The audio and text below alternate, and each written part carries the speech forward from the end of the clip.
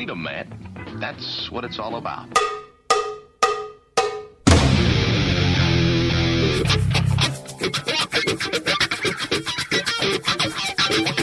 You've got to groove on freedom, like the good book says.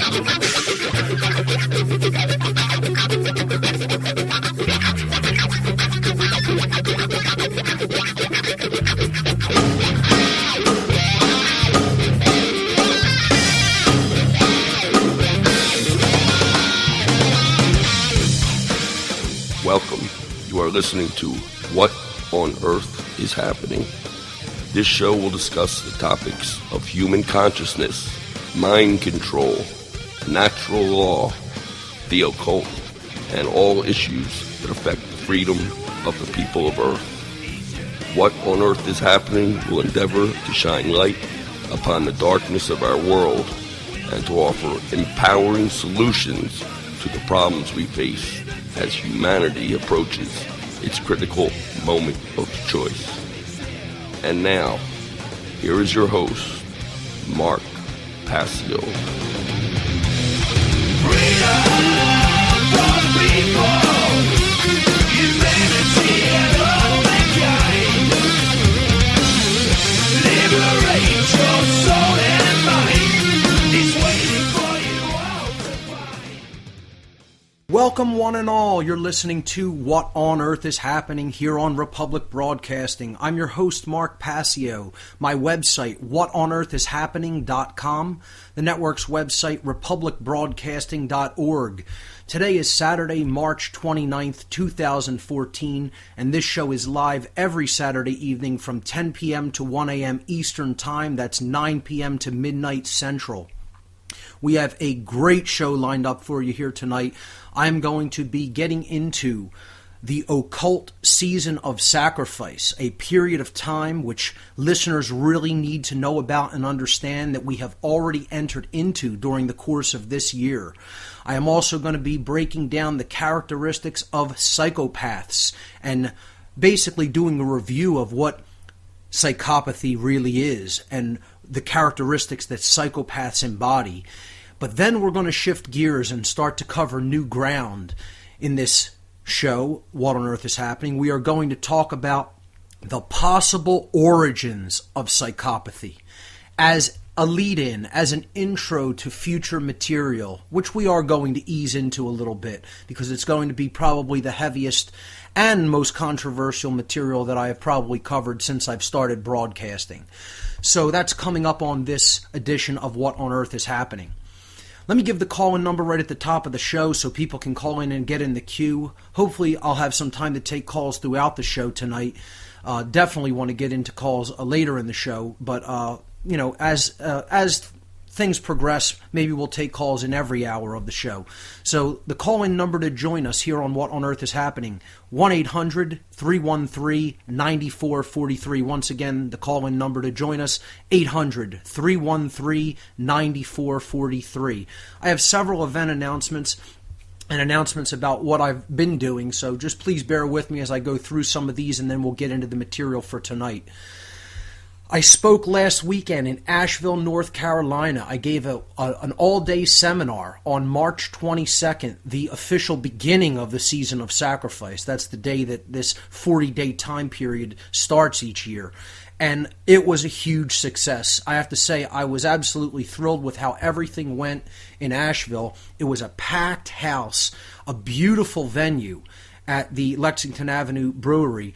And I want to thank Carolyn Guillaume for hosting the event. She did a phenomenal job from beginning to end with all the preparations for this entire event. Like I said, it was a packed house, and the people, the quality of people who turned out for this event, I can't say enough about. There were potential teachers of natural law and potential teachers of occulted knowledge in attendance at the Asheville seminar. I could tell. We hung out afterward and talked for hours. I stayed at the Lexington Avenue Brewery until about midnight on Saturday after the presentation because the energy was running so high that I just didn't really want it to end. And I think a lot of people got great value from this seminar. I think it really hit home with a lot of folks who attended, and I think people will be sharing this information with others as a result. So that's the news on the Asheville seminar. It was marred only by one small mishap, and I posted that on my webpage, and it's actually been taken care of. So what happened was the audio recording was lost, and I thought I wasn't going to be able to make a video presentation because I have a wireless lapel microphone system that I usually use to record my audio, the audio component of my lectures or seminars. And what happened was I patched that wireless receiver through to a laptop computer on which I was recording the audio. And there was no sound engineer on duty. It was just me. I was like wearing that hat as well as speaking on this particular day. That's kind of a mistake on my part. I really should have someone professionally at the event that is going to do the recording every time. But in this case, I figured I had it covered because I had a good wireless lapel mic system and I had a good laptop. Unfortunately, about 20 to 25 minutes into the morning session of the seminar, the software that I used to record the seminar crashed. The operating system didn't crash, but the actual recording software crashed on me. And around lunchtime, I recognized that we had lost all the audio for the whole morning session. So I didn't even really bother to record the afternoon session because I figured, well, even if I record just that, I'm not going to have anything from the morning session, so I'm not really going to be able to make a full video, so what's the point? I posted word on my website afterward that if anybody should have announced it, and I, in going back into and getting my head together for the second part of the presentation, I neglected to mention it on the microphone on stage that I needed audio recording from someone in the crowd to make a video of the presentation afterward. So I posted that on my website and on my Facebook page, and finally someone did get in touch with me, so that is resolved. Steve Mercer from Florida steps forward to save the day with a good audio recording that he made in person right in front of the stage up in the front row.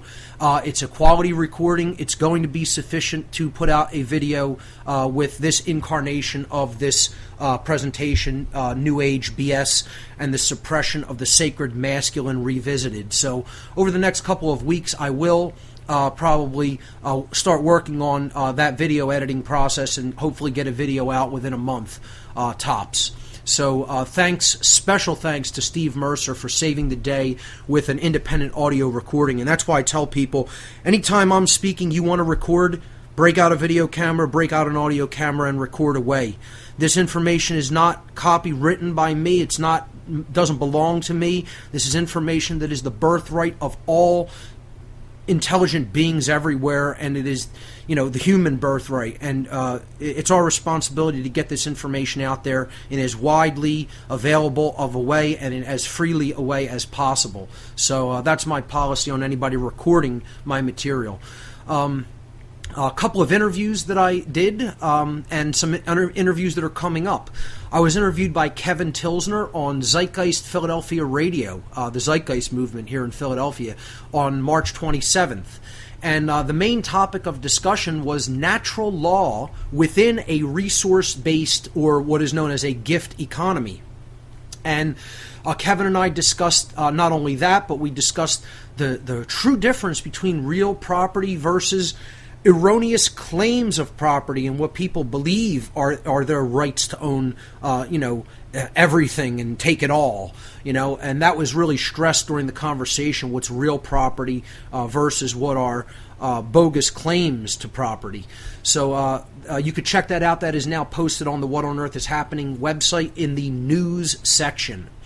I was also interviewed, earlier today, a pre-recorded interview by Jeff Brady from WBAI. That's 99.5 FM. I believe that's out of Long Island, New York. And that will be broken into two live shows. They will both air on Mondays. First, March 31st at 10 p.m. Eastern on WBAI, and then on April 7th at 10 p.m. Eastern, WBAI Network, 99.5 FM, New York. And you could check out Jeff's website at NewYorkSkywatch.com.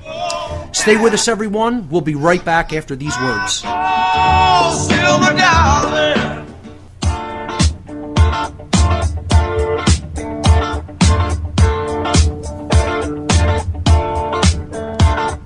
We don't need no education.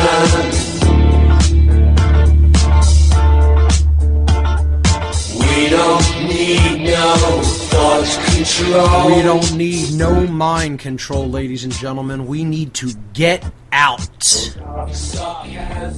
Get out of the mass mind manipulation that is propagated everywhere on this planet. I have a couple more quick event announcements before we get into the material for today's show.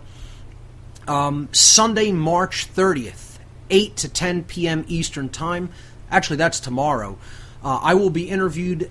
It will be a Part 2 interview on Starborn Support Radio. Great group of people at Starborn Support.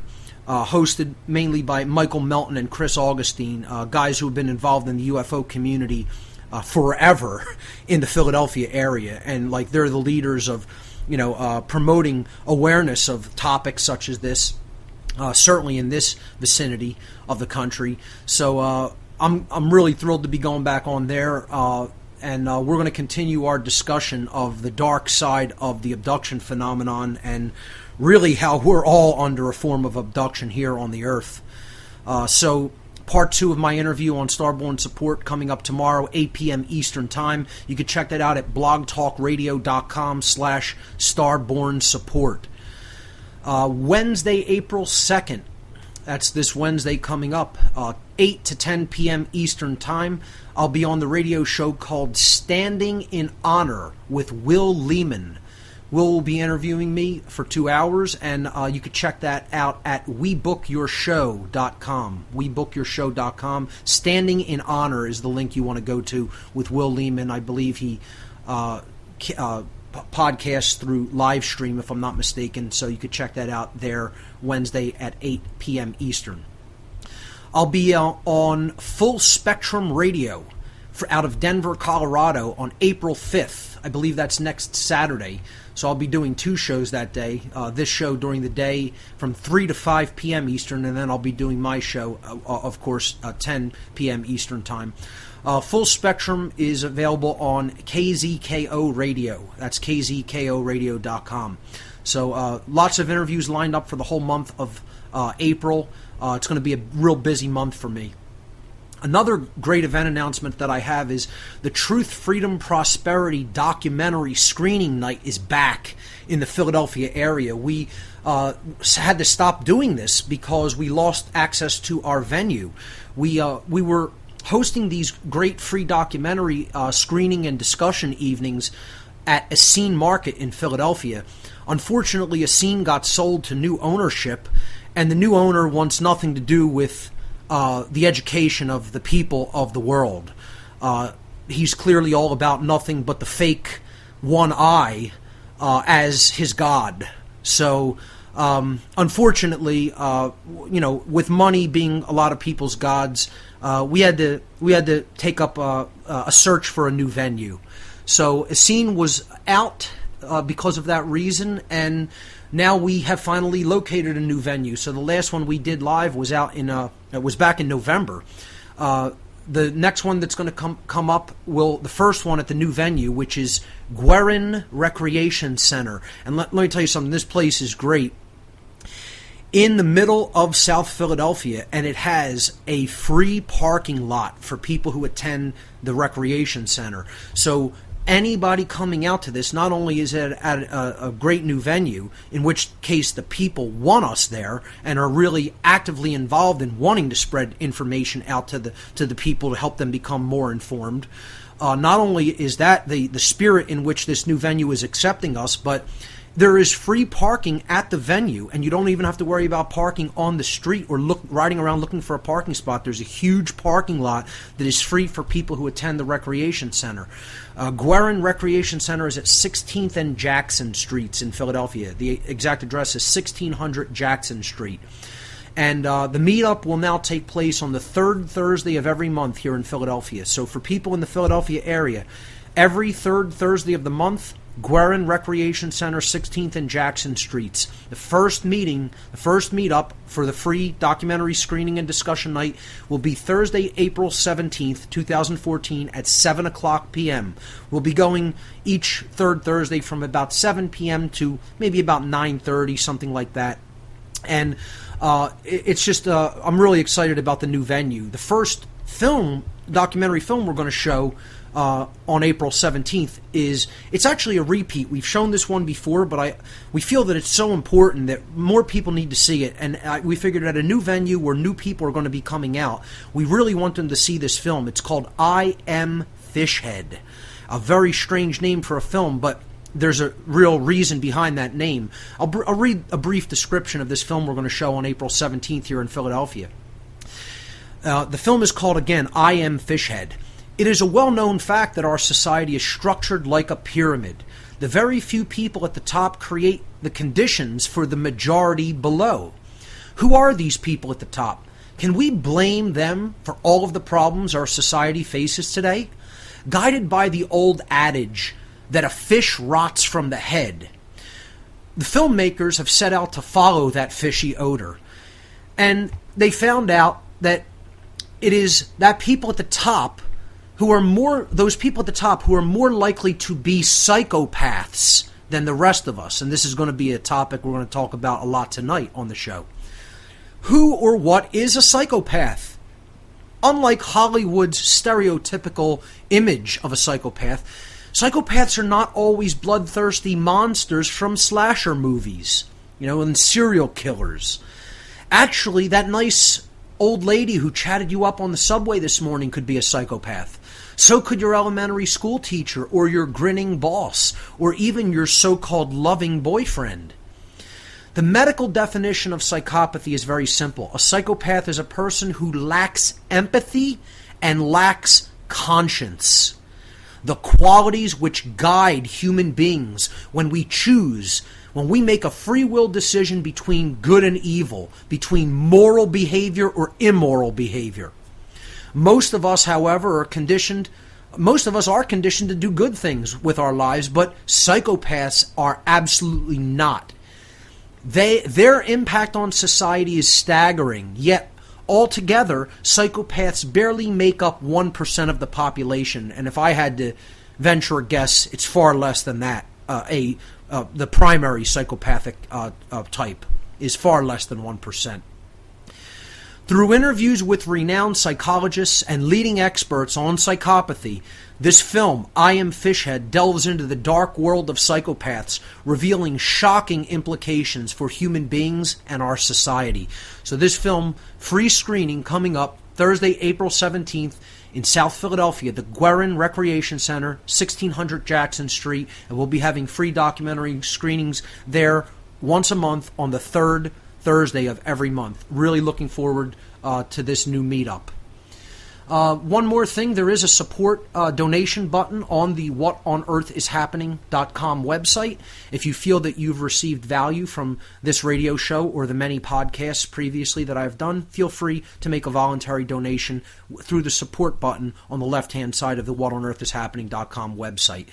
It's the only method of support that I have posted on that site. You'll notice I sell nothing. There is nothing merchandised on my entire website. I don't sell advertising. Even the small buttons from other organizations that are posted on my site are done there through just consent, mutual consent, because I happen to agree with some of the agendas that those groups are working toward. And I don't sell advertising on my site. I don't sell any products on my site. So if you feel that you've received value from the information that I've put out over the years, there is a support donation button on the website, completely voluntary. So I want to direct everybody's attention to the whatonearthishappening.com website on the radio show tab. If you're not already there listening to the show live from the radio show tab, go to that radio show tab, because it is there where I post the images for today's show.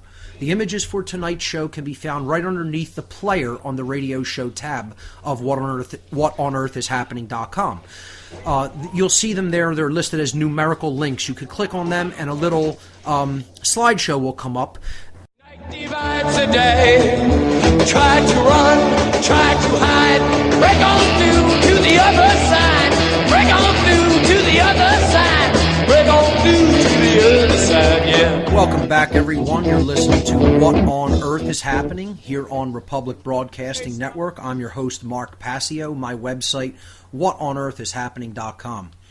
So let's jump into the material. Once again, images for what I'm going to be talking about are posted as numerical links on the whatonearthishappening.com radio show tab. Okay, we are in, right now, a time period of the year known as, in the occult, specifically the dark occult, as the season of sacrifice. So what does this mean? What is this time period, and what does it represent? On slide number 1 for tonight, you'll see the image of the zodiac wheel representing the course of 1 year. Okay? I've placed on this image the sun at the middle because what the zodiac constellations really are about are the path of the sun relative to the path of the earth. That's all it really is. It's a way of tracking time. As the year progresses, the sun can be seen to rise in front of a different zodiacal house at approximately a 1-month period. For approximately a 1-month period. Then after a month duration, it can be seen to be rising on the eastern horizon in front of a different zodiacal house. Okay? This is just a method of looking at the solar movement, or really it's the Earth's movement around the sun during the course of a year, like one big clock, with 12 hour hands, but they really represent 1 month. Okay, so each zodiacal house represents about a month's time. Now, the ancients divided the zodiacal year into quarters.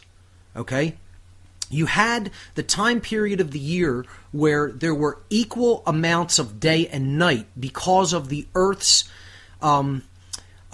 axis of rotational tilt with respect to its plane of orbit. I know that's a mouthful, but if you just envision the sun at the middle and the Earth going around the sun, making a revolution around the sun in its orbital pathway, you have to also envision that the Earth is tilted with respect to that plane of orbit at approximately 23.5 degree angle. Its axis of rotation is tilted. So that is what creates our seasons. Okay? And when the sun is actually at a 0 degree angle to the equator of the Earth, that is when the Earth, the time period of the year is said to be the equinoxes. And equinox literally means equal night. Equa meaning equal, and nox meaning night in Latin. So it means an equal amount of day and night, all right, throughout the world, basically. This is the spring equinox, which is March 19th or 20th, and the autumn equinox, or fall equinox, which is September 21st or 22nd. At those two times of the year, the sun is actually at a 0 degree angle with respect to the equator of the Earth. So that's a line that is this horizontal line on this image, from equinox, the spring equinox at the left, to the autumn equinox at the right. The vertical line represents the time periods of the year that are known as the solstices. The solstices are the high point of the sun during the course of the year and the low point of the sun during the course of the year.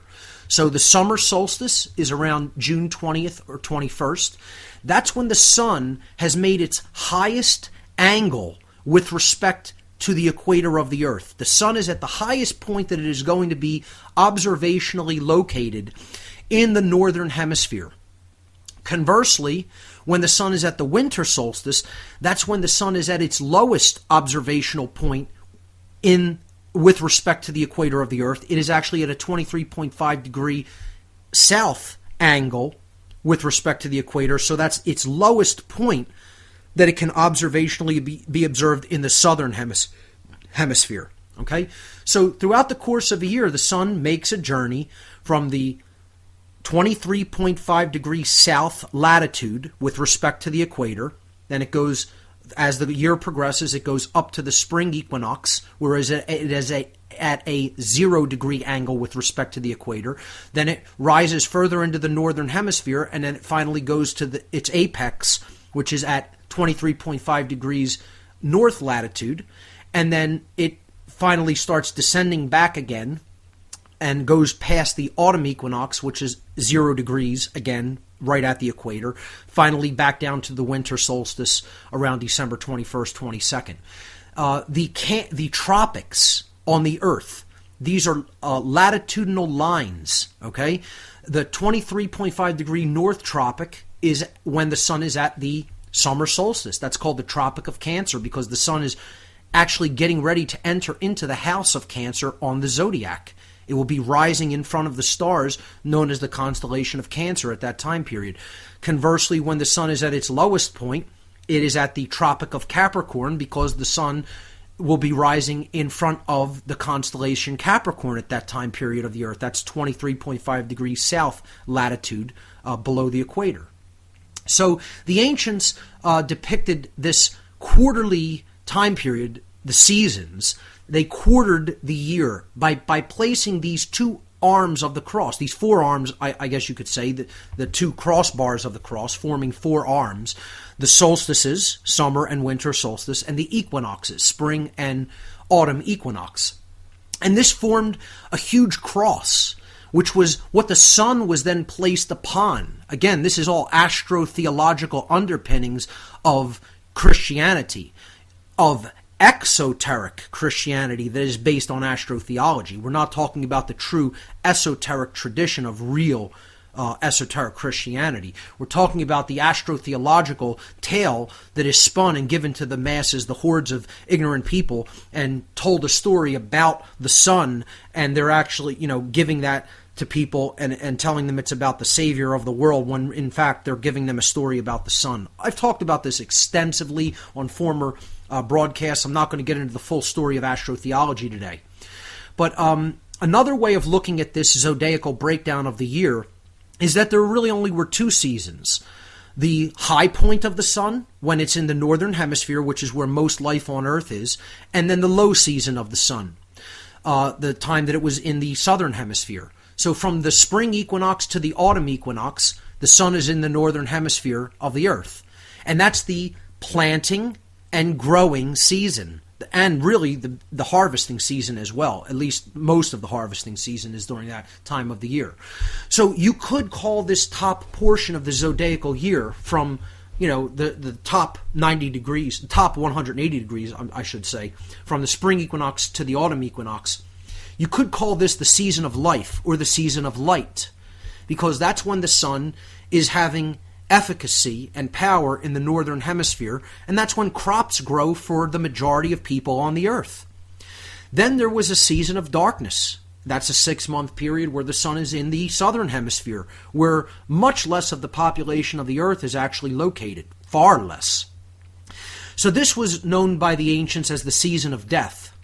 Okay, it's the season that crops do not grow, and winter is coming in, and you're not going to do any real growing or harvesting of a lot of crops that sustain life, plant life that sustains life in the southern hemisphere. So that was a season of shutdown. That was a season of life going into dormancy. That was a season of plants going into dormancy. And that was a season of basically bunkering down and having to survive during inhospitable climate during that time of the year. Hence, it was known as the season of death or the season of darkness. Now, the ancients also had midpoints of these four seasons. Okay, spring, summer, autumn, and winter.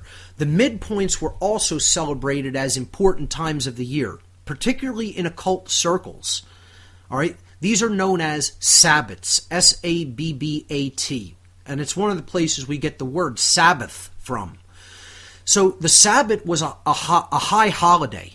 All right, and it was different celebrations for different times of the year. The midpoint of spring, in which the fixed sign of the zodiac known as Taurus was the representation of the spring season, the bull. Okay? It's an earth sign. And again, it's one of what's called the fixed signs of the zodiac, forming what's known as the Great Cross. The Lesser Cross is, as we've already talked about, the cross of the solstices and equinoxes. But the Grand Cross was a galactic cross. See, the solstice and equinox cross, or the Lesser Cross, was the cross of the solar system. But then there's a galactic or Great Cross, which is formed by the midpoints of the seasons. We'll pick that up right on the other side of this break. Stay with us.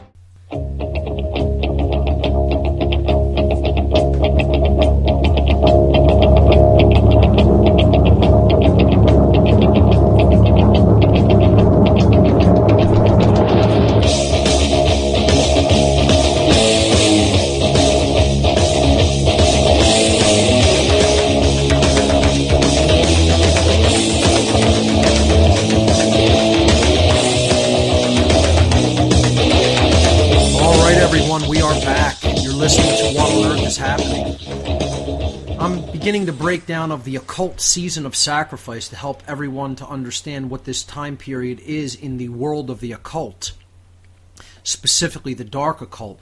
We were talking about the seasons, how the ancients viewed the breakdown of the year as two basic seasons, one of light and life and one of darkness and death. And they had these midpoints that they celebrated, depicted here by these red arrows that go right through the middle points of the season, in the middle of each central zodiacal house, which are the fixed signs of the zodiac, forming what is known as the Grand Cross or the Galactic Cross, because it actually sets the reference for the center and edge of the Milky Way galaxy. So the midpoint of spring was known as Walpurgisnacht, or Saint Walpurgis's night. And it was May 1st, May Day, simply. That's the midpoint of spring. The midpoint of summer was, and I'll just briefly tell you what these seasons represented. The midpoints represented. This holiday represented fertility and the emergence of life, and also offering a sacrifice of some kind to ensure bountiful harvests during the coming growing and harvesting season. So again, spring is the planting season, where you want to get all your crops into the ground so that they grow bountifully and you have a good harvest so that you can feed yourself and your society throughout the winter period, the season of death. The midpoint of the summer season was known as Lammas. It's August 1st, or simply referred to as midsummer. And this was a season of thankfulness. It was a harvesting time of the year. It was a celebration of bounty and life again. And also it was being thankful for what you did have at harvest, or prior to harvest, because you knew that it was going to be time soon to dig in for the time period of darkness in which time the sun was going into the southern horizon and would basically stay there for 6 coming months. The midpoint of the autumn season was known as Samhain, or Hallowmas. We know it as Halloween. And it was celebrated around October 31st at the midpoint of Scorpion. Again, the midpoint of Leo is the midpoint of the summer. Okay, Leo is the lion. It's depicted as the lion because that's the time that the sun is roaring, and it's the time that the rays of the sun are emerging like a lion's mane. So very symbolic depictions. Again, the bull was chosen for the zodiac of Taurus because that's when the sun is beginning its charge up into the northern hemisphere, and it's charging toward its time period of greatest strength in the summer. The scorpion represented the time period when the sun was losing its power. Hence, it was stung by the venom of a creature like the scorpion, and it was on its way down to its lowest point of power, the winter solstice. So Hollow Mass was always about the going into the season of death and looking on back on lost loved ones. It was a reflection time of the year, because you knew you were heading into the darkest and coldest point of the year, which is when the sun is at its lowest point of power in the winter. So October 31st, or the midpoint of fall Sabbath, Samhain, was about reflection and about the pondering of impermanence and death, and also about, again, preparation. So the last midpoint or Sabbath was February 2nd, which is known as Candlemas, or in some other older traditions like the Druidic tradition, it was called Imbolc. And this was a time period for looking forward to the coming year, because, again, the beginning of the year was always looked at the time period when the sun would rise forward into the northern hemisphere of the earth. Again, the spring equinox, that was more celebrated as the beginning of the year than any other time period. Certainly not like we do in January, which is a more arbitrarily chosen point. The ancients viewed the time period when the sun would begin to rise up into the northern hemisphere as the beginning of at least the zodiacal year. In other ancient traditions, they viewed the low point of the sun as the birth and death point of the cycle. So, because, it's at its lowest point, or its death, and it's also at the point where it's going to begin to come up toward the northern hemisphere again to restart its circular journey around the course of its perceived revolution around the Earth. So, the midpoint of winter, or Imbolc or Candlemas, was celebrated at February 2nd, and this was a time period of prediction, of looking forward to the coming year, and also of making resolutions for the coming year, saying what you were going to do to create change, and hopefully following through with it. So it was a time of looking forward, and it was also a time where, the darkest and coldest period of the winter was, starting to move on, and you were looking forward to that spring time period at the spring equinox, when warmer climate would lie ahead, and you would the sun would be emerging out of its tomb of the period time, the half of the year known as the time period of death or darkness, and coming back up into the northern hemisphere. So if we move to slide number 2, we can see this is another representation just showing where the sun is at particular times of the year. Again, it's at its lowest point between Sagittarius and Capricorn. That's when it's at the Tropic of Capricorn, 23.5 degrees south with respect to the equator. Then it's at its midpoints at the equinoxes, okay? And specifically at the spring equinox, it's rising up into the northern hemisphere, okay? If we then follow its progression, it goes up to the summer solstice. That's when it's at the Tropic of Cancer, at the top of the zodiac. And then it turns back around and comes back down to the fall equinox, the autumn equinox, and then back down to the winter solstice, and repeats the cycle all over again. The special time period I'm talking about is from the time just after the spring equinox. Again, the spring equinox is March 19th or 20th, depending on the year. It's the time period the sun is exactly at 0 degrees with respect to the equator of the Earth, meaning there are equal amounts of day and night, and the sun is rising into the northern hemisphere from the southern hemisphere. So the March 22nd is a very important date, and it's very synchronistic and synchromistic that my seminar in Asheville on New Age BS was conducted on March 22nd, because that's a very dark date, or a dark holiday, I guess you could say, for the dark occult. And I use it as an opportunity to spread some light to people in the Asheville area, and people came from all over the country for that event. I mean, there were people from California, Florida, New England, Ohio, Kansas, you name it, all over the entire continental United States. People gathered to check out this seminar. I was awed by it, and really appreciative that so many people traveled from so far away. And there were some Asheville locals there as well. So really good, diverse crowd.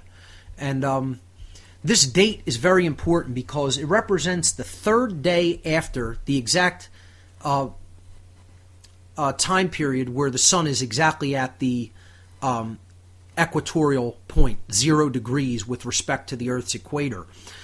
3 days after that, the sun is said to emerge from its tomb. And again, here we come into alignment with the astro-theological story of Jesus. He rises from the tomb after 3 days because he is the light of the world. The sun is the light of our world. The Savior that renews us each spring season and stays in the northern hemisphere until he finally goes into that fall period and then dies on the cross of the zodiac at the winter solstice. So again, this is astro-theological tale of religion. And we'll pick this up right on the other side of the break, and I'll fully explain when is the season of sacrifice when we come back. People going nowhere, taking for a ride, looking for the answers that they know inside, searching for a reason, looking for a rhyme. No one bears that partners in crime.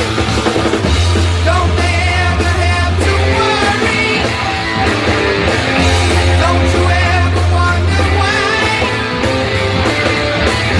It's the part of me that tells you, no, don't ever say die. Freedom, man. That's what it's all about.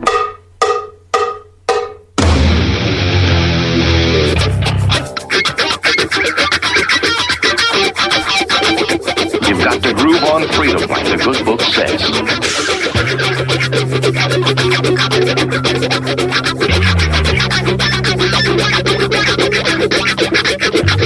Welcome back, everyone. You are listening to What on Earth is Happening here on Republic Broadcasting. I'm your host, Mark Passio. My website, whatonearthishappening.com. We're into hour 2 of the show this evening, talking about the occult season of sacrifice. Kind of a little bit of a review for longtime listeners, but I really want people who are new listeners on Republic Broadcasting to understand this material. It's critical to understand, especially at this time period of the year. So, let's go back to slide number 2 on the whatonearthishappening.com radio show page. I was talking about the time period of the year where the sun actually breaks the plane of the equatorial plane. The sun actually moves from the 0 degree mark to just above the position that represents the 0 degree point, the actual equatorial plane. And when the solar disk fully breaks that plane, that day is March 22nd. Again, the equinox is March 19th or 20th. And then 3 days after that, the sun is said to fully emerge from its tomb. The light, the God's sun, emerges from its tomb, from its period of death. It had died 3 months prior to that, or in other words, days during the zodiacal year. Okay?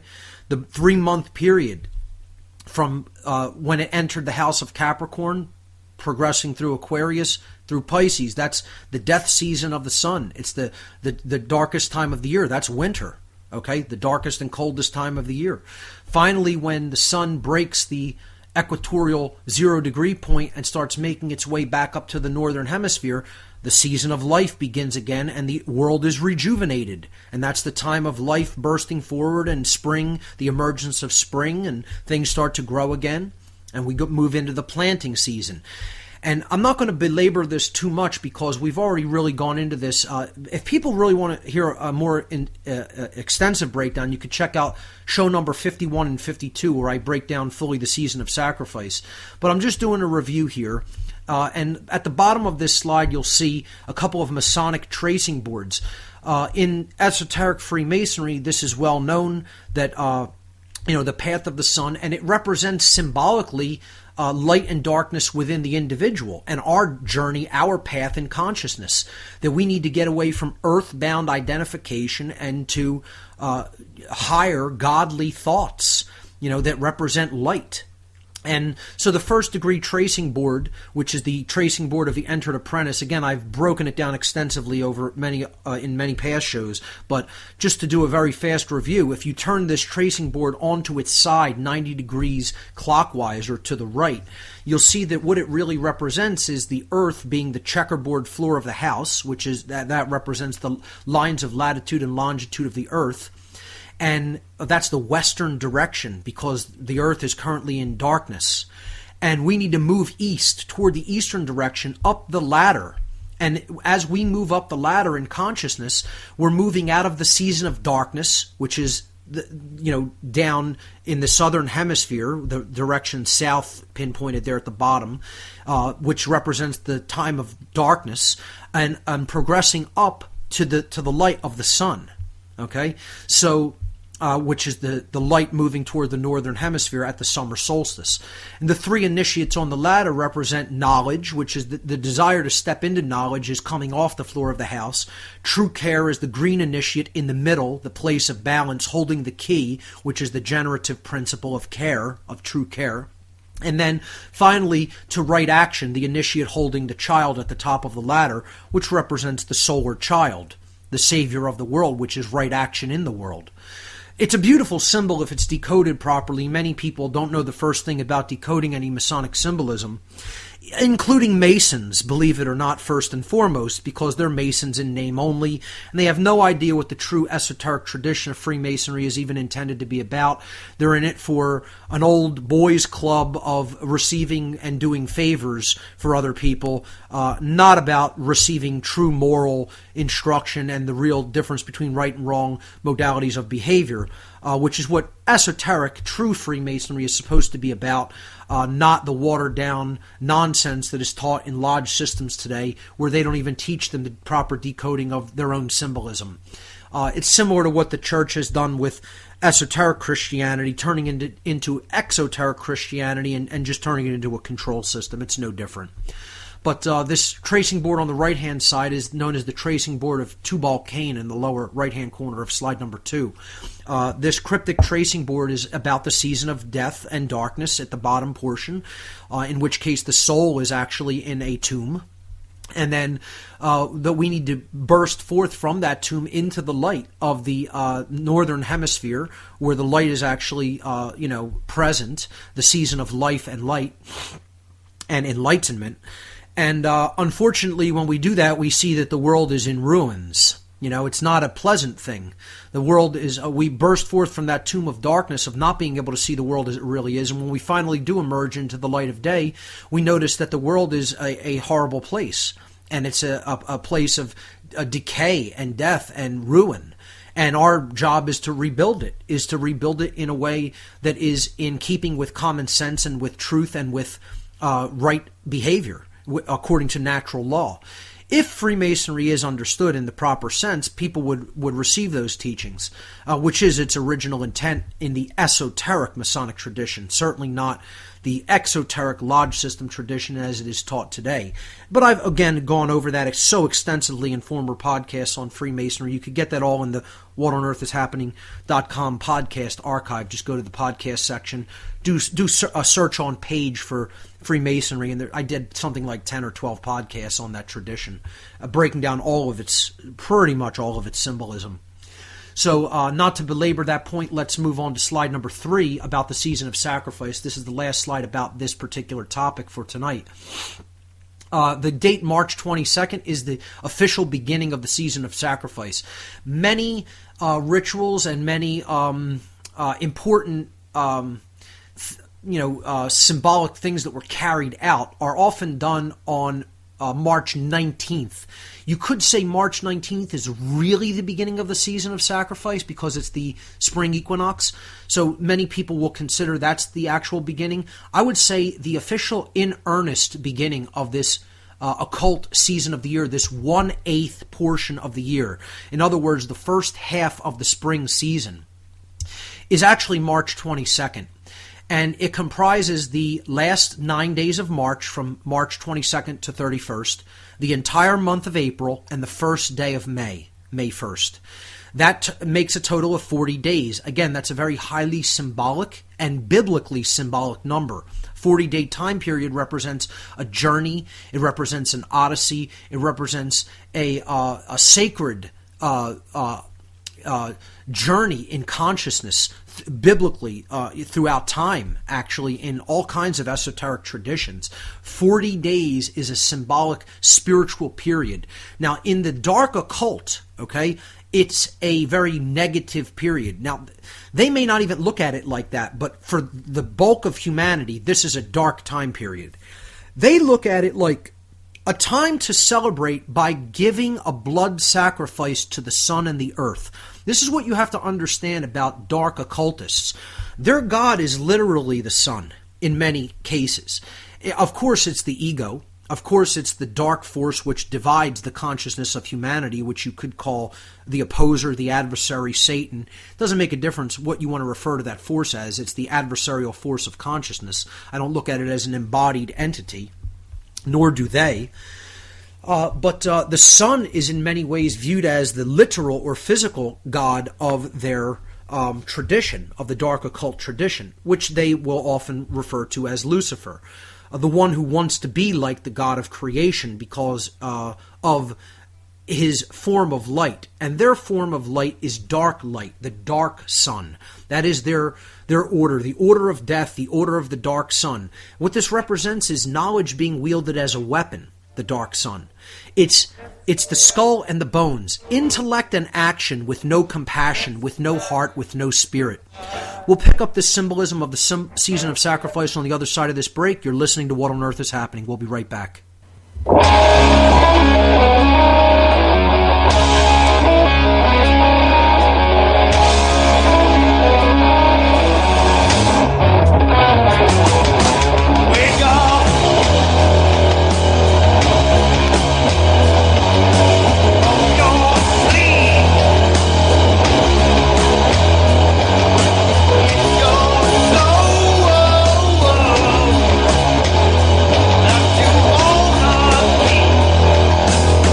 Welcome back, everyone.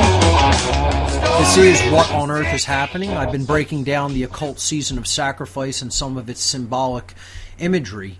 One of the images is the skull and bones. Again, they use the date 322, which is the beginning of the season of sacrifice, to actually represent their lodge.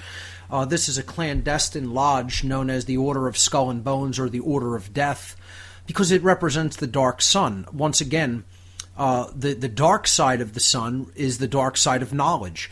It's using knowledge, which is represented by the skull. That's where knowledge it takes place, within the brain, and the skull is the symbol of that. And then the bones, the crossbones, represent taking action with that knowledge, but you'll notice that there's something that's missing. Heart or care or the spirit is absent from that equation. So that's why they choose that symbolism. And you'll see it there on the left-hand side of image number 3 for tonight. You'll see the coffin of Hiram Abiff. This is the Masonic Hiram Abiff represents the Masonic Christ. He is the Masonic symbol of enlightenment. And it's about the soul's journey out of darkness and into light, out of the state of spiritual deadness, emerging from his coffin and resurrecting, from a state of spiritual deadness or spiritual darkness to a place of enlightenment, to a mindset of enlightenment in consciousness. So on the coffin of Hiram Abiff here on the 3rd degree tracing board, you'll see the symbol of the skull and bones. That's what keeps Hiram Abiff in his grave. You have to transcend the skull and bones and develop true care in order to emerge from the grave, from the coffin of spiritual infancy and spiritual deadness. It's actually, again, a very beautiful symbol if it's decoded properly. Once again, many people have a very singular or unidimensional way of seeing Masonic symbolism and imagery, and this is largely propagated because Freemasonry has been co-opted and turned into something that is quite dark and not used for anything resembling its original intent or purpose, as I've said before. to continue on the season of sacrifice, what we need to understand about it is a time period which was traditionally about offering a sacrifice in the form of a blood sacrifice of animals or human beings to the sun and the earth at the beginning of the planting season of the year, or in other words, the first half of spring.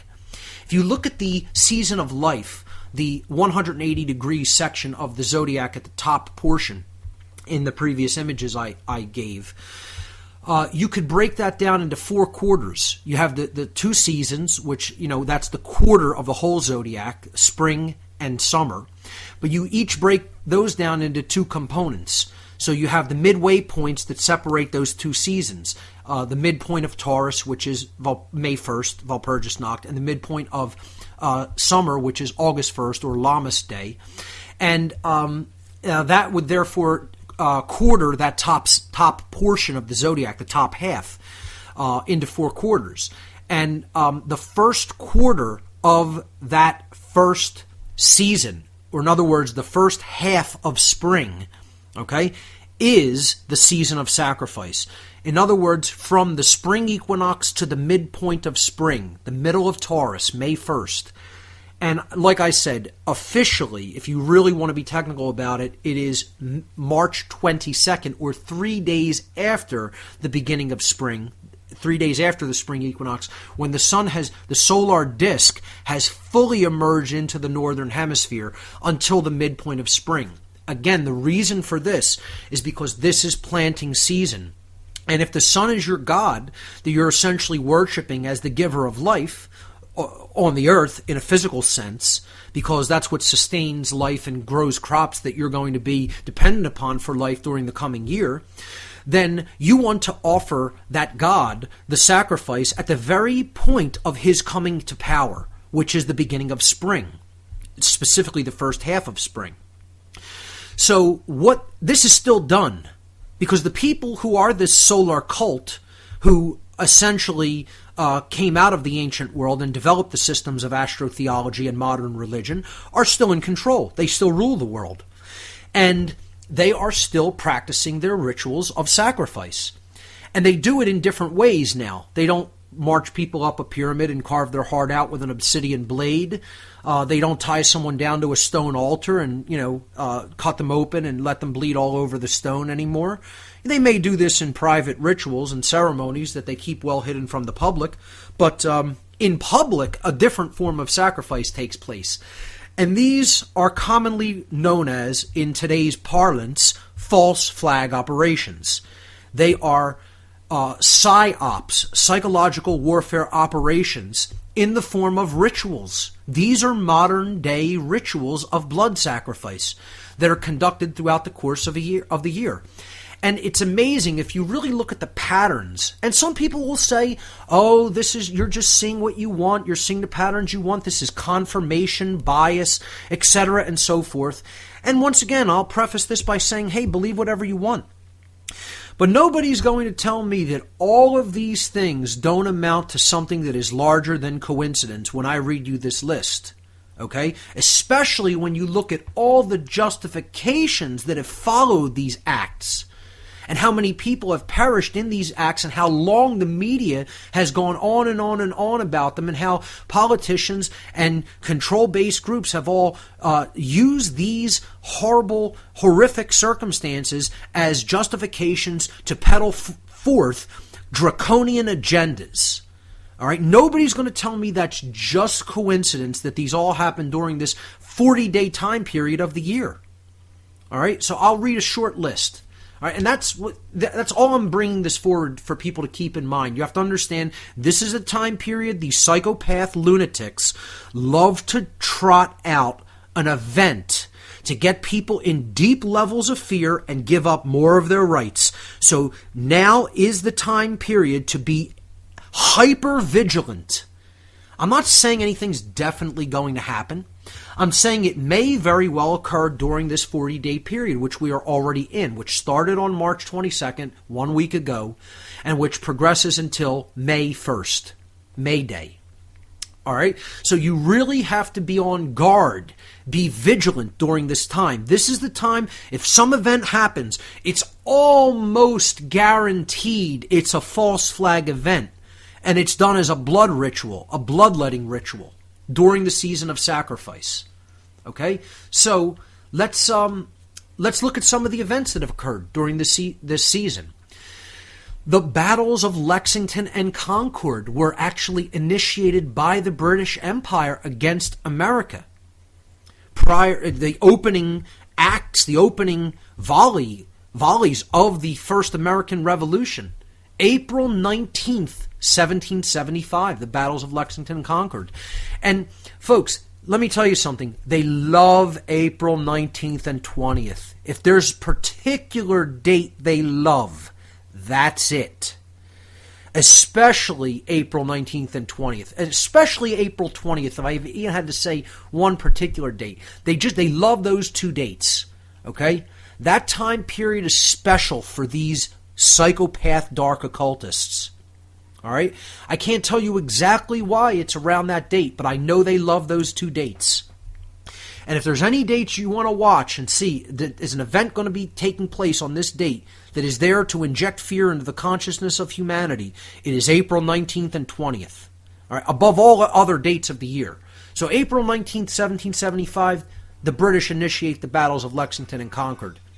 April 19th, once again, 1861, the Baltimore riots in Baltimore, Maryland. 13 people are killed during those riots. We'll pick up this list on the other side. Stay right there.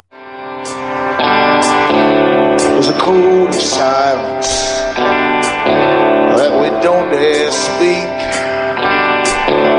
There's a wall between us and a river so deep. We keep pretending that there's nothing wrong. There's a code of silence and it can't go on. Welcome back, everyone. You're listening to What on Earth is Happening here on Republic Broadcasting. I want to wrap up this spot on the season of sacrifice, maybe go to a couple of calls, and then I want to break into the second portion of tonight's show, which is to talk about psychopathy and its origins. So, this 40-day time period, all of these different events have happened within it. The battles of Lexington and Concord, the Baltimore riots, in which 13 people, another symbolic number, was killed, April 19th, 1861. The sinking of the Titanic occurred April 14th and into April 15th, 1912, resulting in 1,512 deaths. And folks, if you don't understand that was about really the murder of one individual, and 1,511 souls got caught up in a dispute between some elites, I feel bad for you, because that was about the Rothschild dynasty taking out one of the people who actually could have stood against them because of his enormous wealth as an industrialist, which was John Jacob Astor. And you don't think that these psychopathic lunatics would kill 1,500 people to get one person who could actually stand against them because of the enormous wealth he possessed, and he was challenging their agenda to bring in the Federal Reserve System at that time. You have another thought coming to you. So that's the kind. Again, like they'll kill 3,000 innocents to usher in some war in the Middle East to seize resources that they want. These aren't people who think like you and I or have the moral sensibilities that you or I do. To ascribe our moral or ethical sensibilities to a psychopath is making a critical error in judgment. We'll talk about that later in the show. So the assassination of Martin Luther King during the season of sacrifice, April 4th, 1968. Again, someone who was making significant inroads into the challenging of the dominant paradigm, and who people were listening to. The Waco massacre. Again, the massacre at Waco, April 19th, 1993. They love this date. There's the third one. Okay, here's another one, the Oklahoma City bombing, April 19th, 1995. See, we're getting into rapid progression now, almost every year, every other year. the Port Arthur, Australia massacre, which ended up with total gun confiscation within the whole country of Australia, April 28th, 1996. The Heaven's Gate cult suicides, very strange with occult ritual overtones, possible MK Ultra mind control type stuff going on in San Diego, California. March 26th, 1997. I don't have the total number of deaths there. I'm sure it's some sort of a symbolic number. These lunatics, these lunatic dark occultists do love their ritualistic numbers and their, gematria. The West Side Middle School Massacre in Arkansas, March 24th, 1998. Again, at the beginning portion of the season of sacrifice. Here's a huge one to try to justify, weapons bans and, continued gun confiscation. The Columbine high school shootings, April 20th, 1999. Again, there's April 20th, Hitler's birthday as well, April 20th, 420. The Columbine shootings, again, that's another one named after the goddess. A lot of these rituals and blood sacrifices will be named after the goddess. Columbia is the name of the goddess because that's the destruction of care, the immolation of care, the cremation of care. See, it's just another symbolic of the burning of the goddess, another form of symbolism regarding the burning of care. So the Columbine shootings, April 20th, 99. The Iraq War begins on March 19th, the very beginning of the season of sacrifice. You could say that's even a couple days before its official opening. Right at the spring equinox. Okay, so the Iraq war begins with the shock and awe bombing campaign, which is actually another reference symbolically to the goddess, because it's not just shock and awe, it's Shekinah, Shekinah. The Shekinah is a Hebrew term to represent the feminine force, okay, invoking the feminine destructive force. Actually, it's like the Shiva force, okay, in the Eastern traditions, the Shekinah. And that was the occult overtones that opened up the war in Iraq on March 19th, 2003, the second Iraq war that was.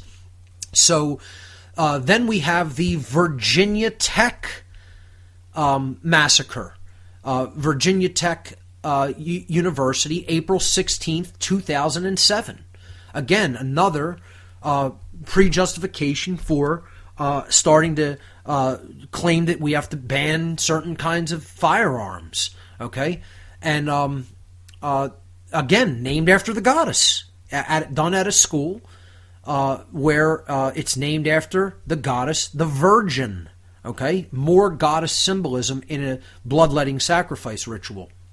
April 16th, 2007. The Moscow subway bombings, the metro bombings, were done on March 29th, 2010. The beginning of the BP oil spill, Hitler's birthday, April 20th, 2010. Okay? Which the toll is still going on uncalculated for that ecological disaster. Libya. The United States invaded Libya a few years back on March 19th. Once again, the very beginning of the season of sacrifice, March 19th, 2011. Libya was invaded. And just last year, the Boston bombing, April 15th, at the very, almost the middle point, just around the middle point of the season of sacrifice, April 15th, 2013, the Boston Marathon bombings. I mean, if you just think all that's just coincidence, I would make the statement you're a coincidence theorist. People will say, oh, you're a conspiracy theorist. You think there's something to all of those dates. Well, in relationship to the significance of the season that is actually real and practiced by the dark occult, yes, that there isn't anything that is just coincidental about that. That is something that is deliberately done and planned for. If you ask me, Again, you can call me conspiracy-minded, but I've been involved in the dark occult myself. I know who these people are. I know what their personality type is. I know that they're psychopathic people. And I know they wouldn't hesitate for a moment, if it serves their agendas, to kill any number of human beings that they feel that they need to kill in a psyops ritual to get their agendas put forward. So people need to be aware. This is real. This is still practiced by this dark priest class and these dark occult religionists. This is their religion. That's their belief system. You don't have to believe in it. Once again, you don't need to believe in what these psychopaths believe. They believe in it and they act on it. And if we don't understand their belief system, we're going to still see these events take place and play out and think it's all just coincidence and there's nothing to it, when in fact these are deliberately orchestrated events during a specific time period to carry out specific agendas that ordinarily they wouldn't be able to push through.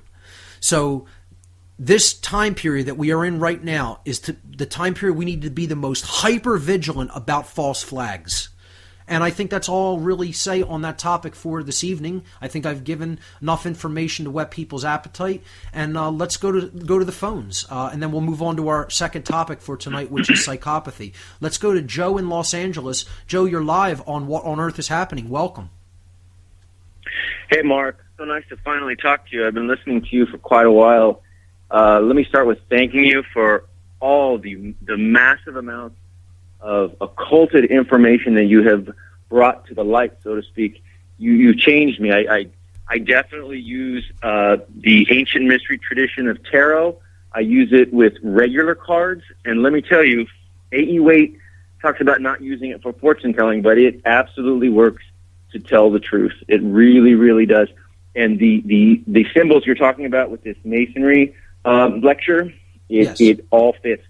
So when I was researching it further, based on your podcast, I use old masonry dictionaries, alchemic dictionaries, to get the meanings of the symbolisms, and it's mind-boggling the amount of not only how it's all the same with all these traditions, but then the synchronicities that begin to occur in your life. Yes, you start to see these things on bumper stickers and license plates and everything like that.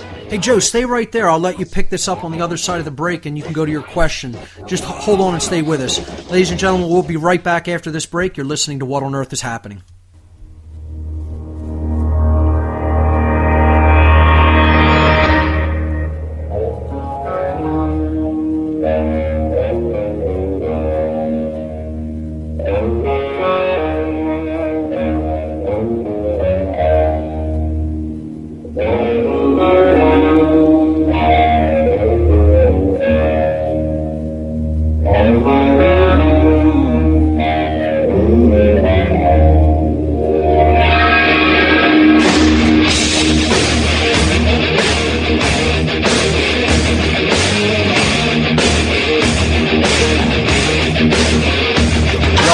Everyone, you're listening to What on Earth is Happening.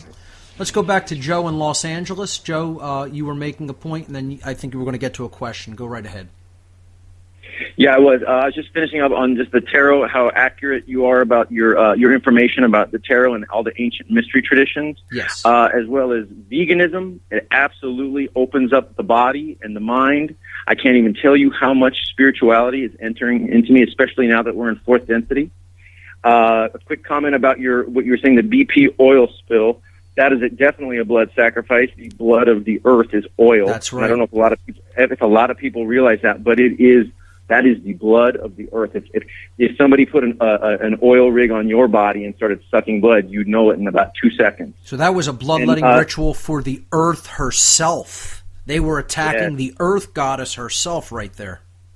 Absolutely. And people that don't, I can understand not seeing it in this awakening process, but once you hear that and learn that, if you don't believe that, you are like what you call the unbegun, because if you cannot see that, I mean, they're trying to kill us, dominate us and this earth, and they're doing it. They're doing a beautiful job. Just think about all the names, okay? You have You have the Port Arthur, King Arthur, a killing of a king ritual. Heaven's Gate. Heaven's Gate, it's an attack on the gates of heaven. Columbine, the goddess. Virginia, the goddess. The BP oil spill was done to the earth with the, letting forth the earth's blood. You think all of that is just accidental? The Boston Marathon, done at the place where essentially the American Revolution began. These aren't accidental things. People want to see coincidence everywhere. It's not that people want to see conspiracy everywhere. We're seeing patterns. These aren't imaginary patterns, folks. These are patterns that really exist if you're conscious enough to see them. Go ahead, Joe. That's very true. No, you're dead on as always. It's true, and it's always this attack on the innocent, the feminine, the children. Yes. There is very likely. I still think that coach from Pennsylvania. I think he was just like a child pedophile runner. Oh, sure. The truth is going to come out about that. That pedophilia ring is going to have its tentacles in our governments, in the Vatican. Joe Paterno from Penn State. Absolutely. He was part of something way bigger. Way, way bigger. And look at how quickly he died after that all came out. You think that wasn't an accident? You think that was some kind of an accident or coincidence? They needed to take him out before that got out there in a real big way, was really going on with a pedophile ring at that kind of a level. Absolutely. No doubt about it. He was part of something way bigger. Very, very low-level person on that totem pole. But he was just watching it happen and did nothing. I don't feel bad for that guy at all. He got exactly what he really deserved. So many people say, oh, what could he have done? He could have done a lot more than what he did. He could have grown a set and come forward and done what was right is what he could have done. And he didn't do that. He just watched it, let it go on unchallenged. So... If you look at it, he is your stereotypical secondary psychopath. Right. He's chasing that golden carrot, just like all these other buttheads with their BMWs and their high-level jobs. Everybody thinking they're going to catch the carrot, and you never are going to catch it, man. You are going to be their bitch, and right. People don't realize that. That's right. But here's my question, Mark. I could sit and talk to you for days and days and days, man. I'm telling you. But here's my question. You mentioned in an old podcast, I think it was actually an old interview, about how there are off-planet dark forces feeding off our fear, literally feeding off our fear, eating our fear. Please tell me your overall story arc, and where you're headed, like you said at the head of the show. Tell me you're headed in that direction, because some of us really are. Again, I mentioned fourth density. Some of us are there. We are so, I talk about being on this earth and not of it. Man, I don't even belong here. And as the vibrations continue to increase, some of these light workers like me, we really need to know what do you know? Because I know there's much, much more that you can enlighten us with. And I know it might alienate some people, but... Sure. And it will. It certainly will. Not everyone is going to be comfortable hearing some of the things I'm going to talk about in coming weeks on this show. Let's just say it just like that, right out in the open. Okay? But I cannot stay silent about this. I've prepared the way for long enough. Okay? I've given people a little hint or taste or an outline, you could call it, in my video Cosmic Abandonment on my website in the video section. But what I'm going to do in coming weeks, starting tonight, if time allows, I'm going to talk about...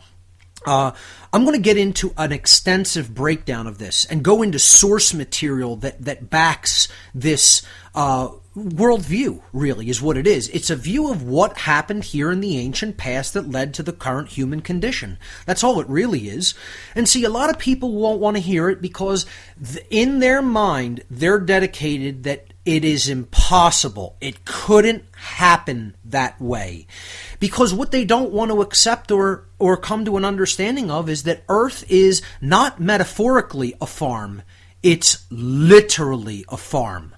And I've talked about this before, and I'm not doing this. The other justification people will say why this all can't be true is they'll say, oh, people take this story and run with it because they're disinfo agents that are what they're really trying to do under the surface is they're trying to annihilate hope in humanity. Because if we're fighting something that's truly not human in its origin, then what chance do we have to defeat it? And you know what my answer to that is? we have every chance to defeat it. And no, it wouldn't be disempowering to talk about it out in the open, because it doesn't make a difference if human beings are at the top of this agenda of control, if demonic entities from other dimensions are at the top of this agenda for control, if Satan itself in whatever embodied or disembodied form you might want to imagine that force as, it doesn't make a difference what is controlling it, because the solution is the same: to get out of mind control, to rise in consciousness, and to use the lost word, which is no. I am not your slave, and it doesn't make a difference what you do. I'm not going to be complicit with your agenda to enslave myself or others around me. The end. And when we step into that power of truth, game over, no matter what entity lies behind the system of control. Yeah, absolutely. And even further, I think people, they don't realize that we really are not human. Well, we're human in this incarnate, but a lot of people think that this is it. And right. I got news for you. This is one of many. You might have come back as a completely different entity, as an animal, as a hammer. I mean, it doesn't matter. The thing is, we are limitless. We are actually indestructible. Our souls are indestructible, right. And people don't realize that. There's such a multiplicity of forms and forms of consciousness. Consciousness is eternal. It goes on. There is no beginning or end for it. That's what we ultimately are at our essence, period. We are spirit at our very essence. This is just an incarnation for experience to be gathered and for us to learn and grow. And we can't be tied to, identified in matter. That's why so many people are accepting the chains of bondage that we're all in, because they're so identified with this life. They're so identified they're afraid to die. If you're going to be free, you have to get over the idea that you are just the flesh, and you got to get over the fear of dying. You want to be free, you have to let it all go. You have to be willing to take the chance that you might go into another incarnation. You know, that's when you'll be truly free. You know, but most people, they're not there yet. It is freedom. You're absolutely right. But once one realizes that, all of a sudden you realize you are eternal. Right. I mean, you look back at your mindset before, thinking, "Oh, what do I got to do this? I got to hold on to this life. Oh, I don't want to die." I mean, let me tell you. You talk about having no attachment. Try having no attachment to your life, and I got news for you, man. I walk around this earth every day loving that I have absolutely no attachment to that life, and I got news for you. It is empowering as you would not believe. That's exactly now right. I know. Joe, thank you so much for the call. Really, no problem, Mark. Really great insights you brought up. I appreciate it. We'll continue on the other side of this break, folks. Stay with us. Searching for a reason, looking for a rhyme. Nowhere there's that partners in crime. Don't they ever have to worry? Don't you ever wonder why? It's a part of me that tells you, don't ever say die. Freedom, man. That's what it's all about.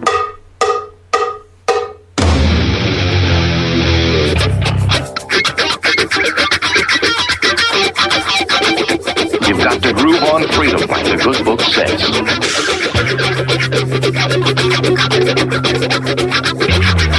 Welcome back, everyone. You're listening to What on Earth is Happening here on Republic Broadcasting. I'm your host, Mark Passio. My website, whatonearthishappening.com. We do have some other callers in the queue, but I'm going to ask them to just be patient. I want to cover some material on psychopathy and its possible origins, and then I'm going to go back to your calls in the second half an hour of this final third hour of the show tonight. And hopefully I could take a bunch of questions about psychopathy and get your take on what its possible origins may be. So I've talked about psychopathy pretty extensively on past shows, so this is, again, another somewhat of a review topic. But let's break down the word first and foremost, and we're working on image number 4, slide number 4 on the whatonearthishappening.com radio show page, or if you're following in the podcast, this is podcast number 149. Psychopathy, if we break down the word, it comes from Greek in its origins. And it comes from the Greek noun psyche. And there it is written in Greek script. And the word psyche or psyche in English means mind. Okay? And the second part of the word, P-A-T-H-Y, psyche, and then P-A-T-H-Y, the second half of the word, comes from the Greek noun pathos. Pathos means suffering in Greek. So we put them together and it means suffering mind, or in other words, sickness of the mind, or suffering of the mind, or in other words, mental illness. That's what psychopathy is. And just think about it, pathology, it's the study of illness or sickness. So when we put that together with the psyche, it's about the illness or the sickness of the mind. That's what psychopathy is at its absolute essence. It is pure mental illness and sickness of the psyche.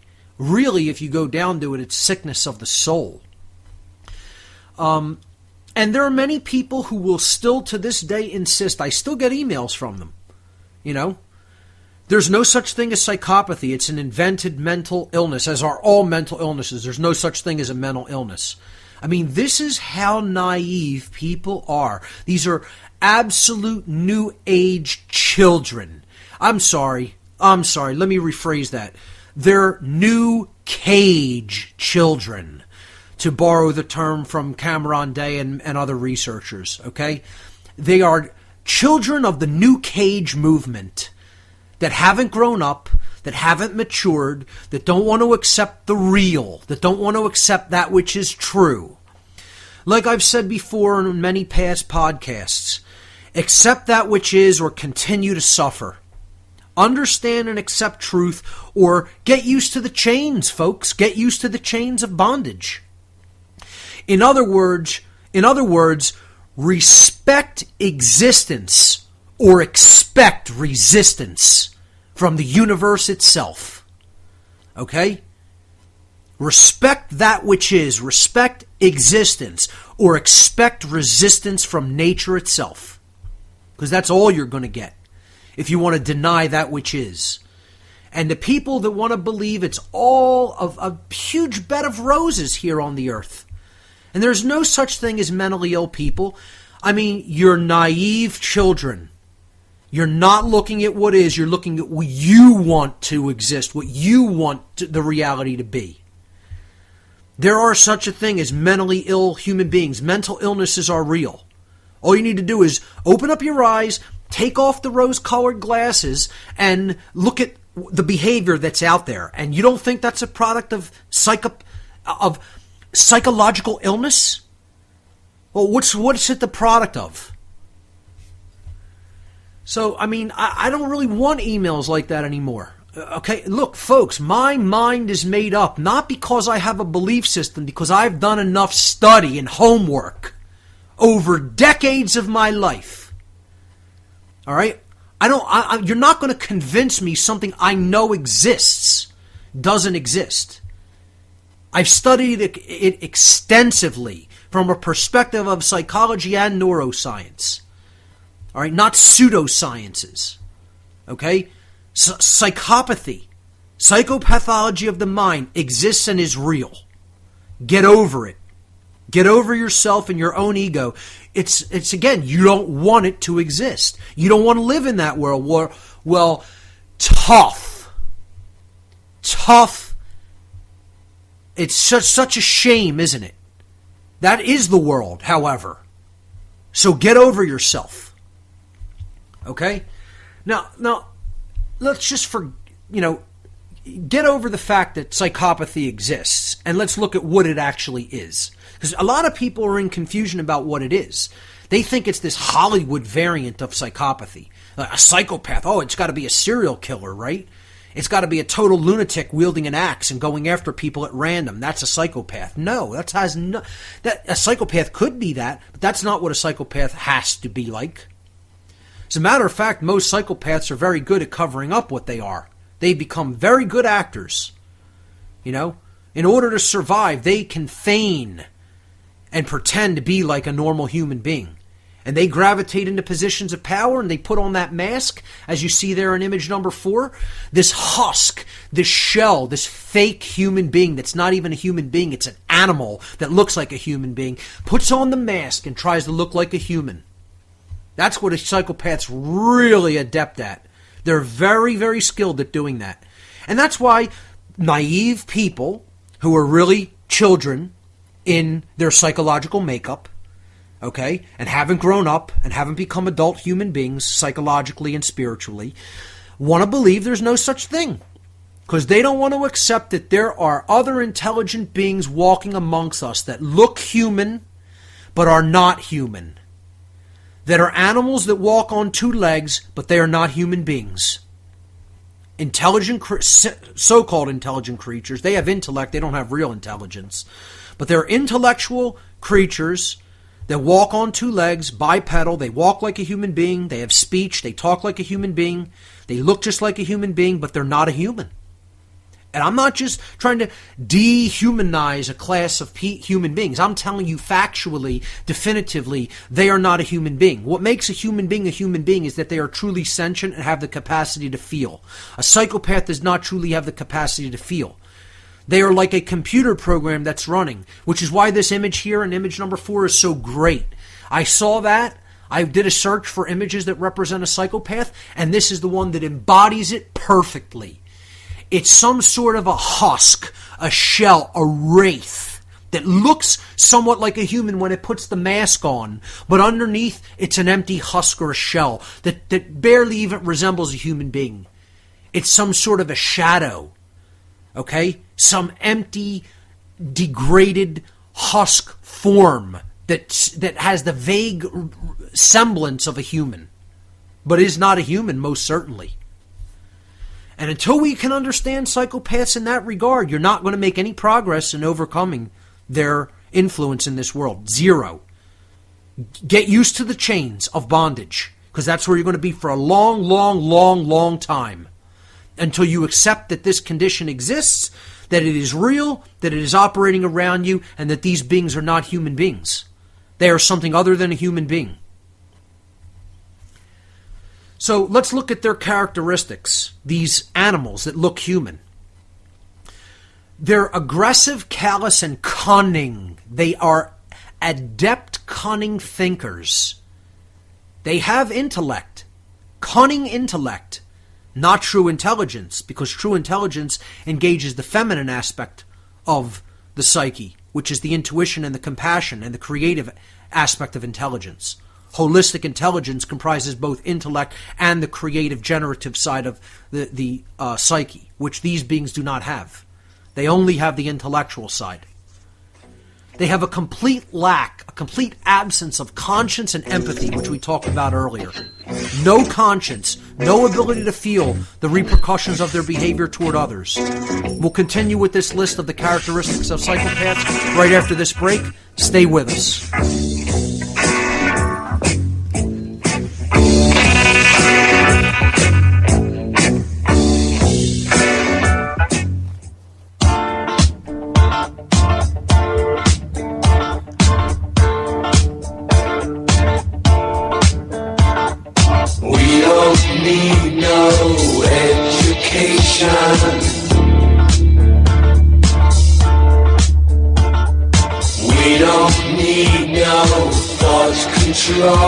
Welcome back, everyone. You're listening to What on Earth is Happening here on Republic Broadcasting. Talking about the characteristics of psychopaths, let's get right back into it. This is slide number 5 on my images for tonight's show. They're aggressive, callous, and cunning. Very intellectual creatures, but not true holistically intelligent beings. They have a complete absence of conscience and empathy. They cannot feel the repercussions in their physiology of what they do to others. And when I say that, I mean it literally. Cannot. It's not possible for them to feel empathy.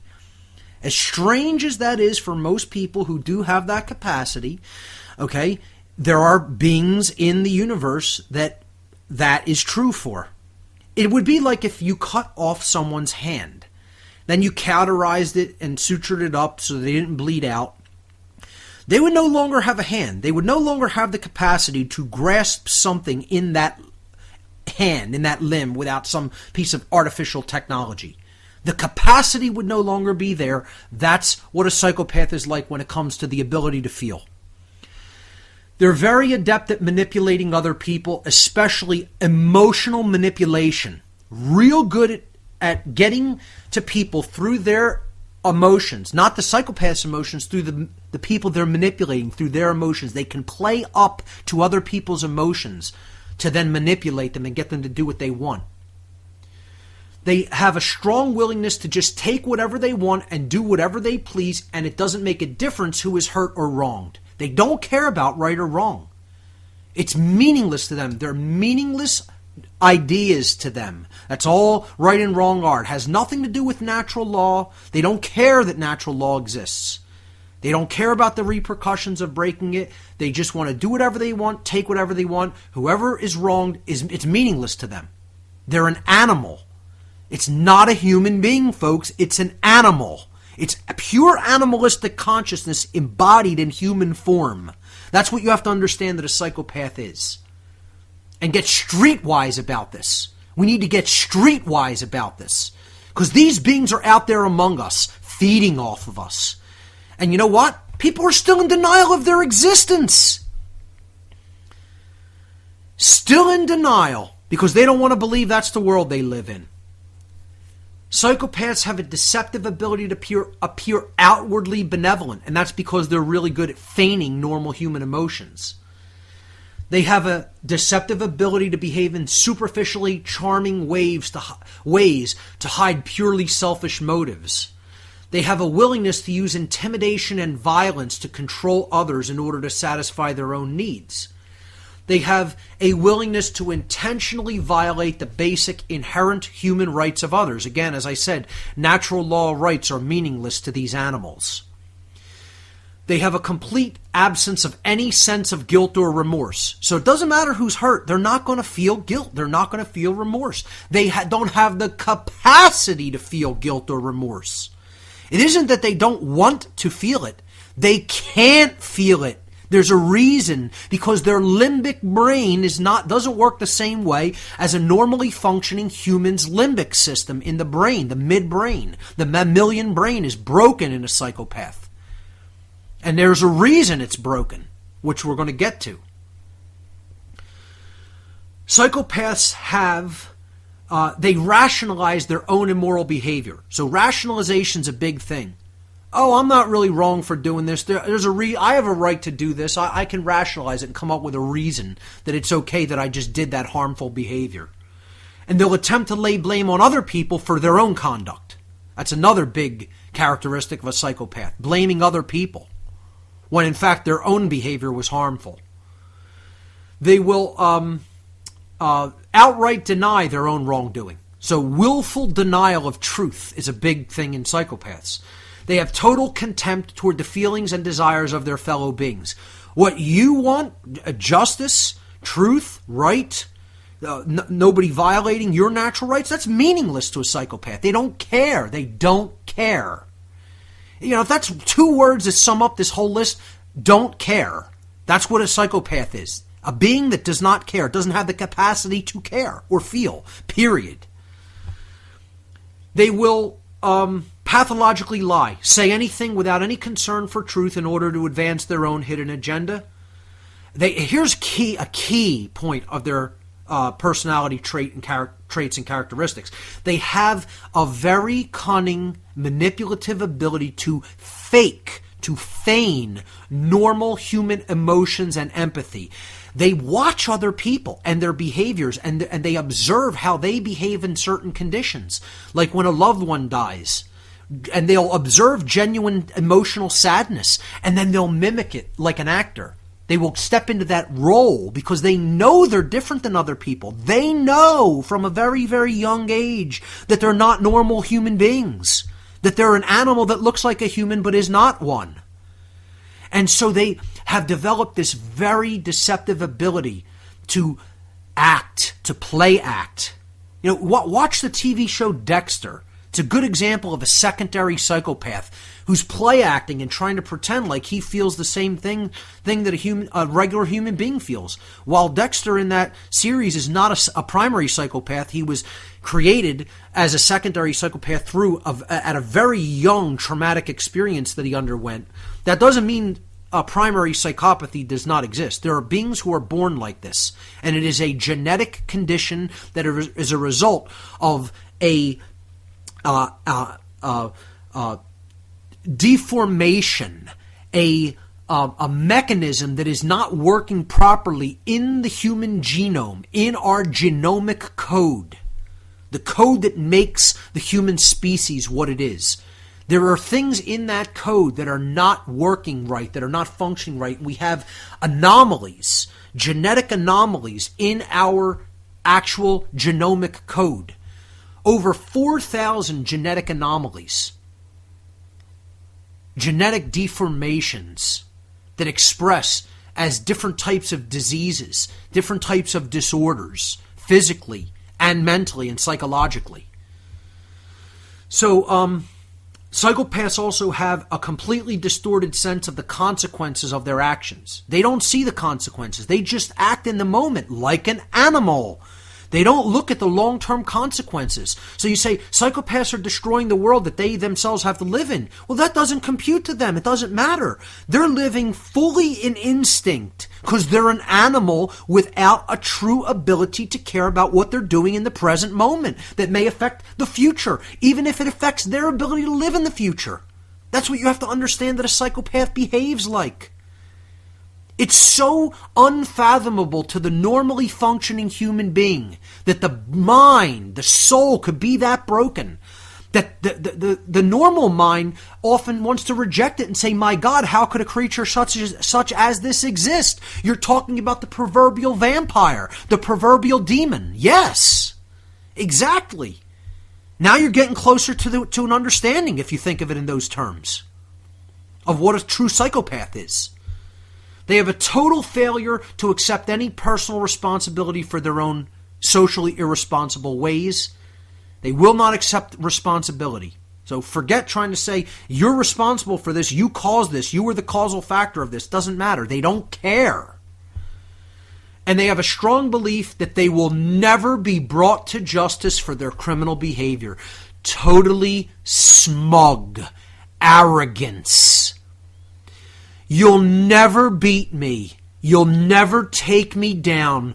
I'm the top of the pecking order. I'm the top of the food chain. I deserve to be in the position that I'm in, and I'll be there forever. That's what they think.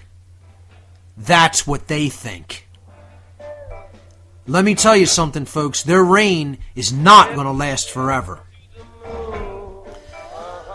What I want to talk about in the next section is the origin of this condition. So stay with us. You